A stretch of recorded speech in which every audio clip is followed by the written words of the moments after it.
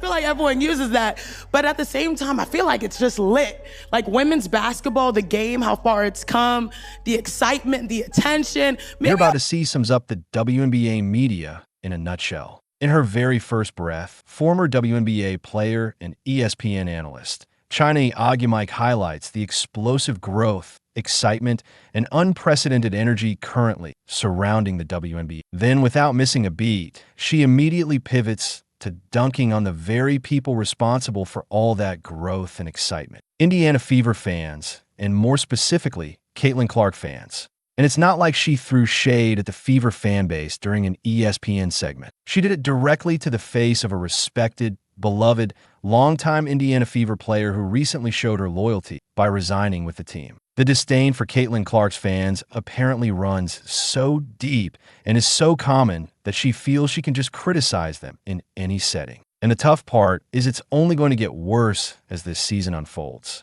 I'll dive deeper into exactly why in just a minute. But before you run and get your blood pressure meds, this is a feel-good story because the way Kelsey Mitchell responds to this is pure class. Chiney clearly didn't anticipate Kelsey's reaction. And by the end of this interview, Kelsey completely dismantles the negative Fever fan narrative with perhaps the most genuine and heartfelt statement about the Fever you've heard. Let's get right into it. But first, hit the like button right now to show Kelsey Mitchell some love for standing tall against the haters, and subscribe for more Fever updates because trust me, there's going to be plenty of drama this year. So, yeah, it was just a few months ago that Chiney openly admitted something we all already know about Caitlin Clark. She hasn't just moved the needle. She is the needle. She single-handedly attracted millions of new eyeballs to the WNBA. And yeah, I said single-handedly, because I don't care what you say, Angel. The receipts show that Caitlin is the straw stirring the drink. That's why your team only plays at the United Center when Caitlin's in town. Speaking of which,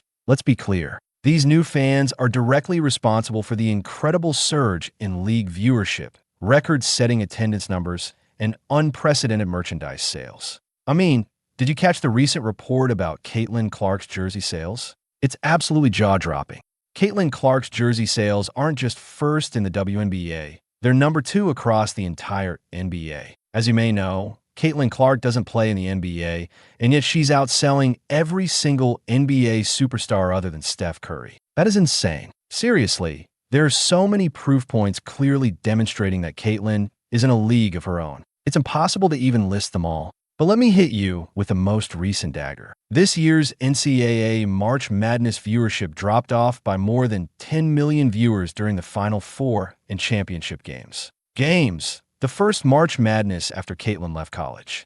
We're talking apples to apples comparisons. Same event, same teams. Without Caitlin Clark, the audience shrunk more than George Costanza. And now the hype heading into this WNBA season is absolutely off the charts. Caitlin's high-profile interviews, major media appearances, and countless speaking engagements are building excitement like we've never seen before. Another contributing factor was Caitlin skipping unrivaled. While some thought turning down $1 million or more for a few months of play was crazy, it actually amplified the anticipation. Think about it. This is now officially the longest we've gone in a few years without seeing Caitlin Clark on the court, and fans are craving it more than ever. Combine this pent-up demand with her newly loaded supporting cast from an incredible offseason, plus the historic number of nationally televised Fever games. And I'm telling you right now, the numbers this season are going to absolutely crush anything we saw in 2024. The networks know it, and you can literally feel the momentum building. And you know who can't handle it?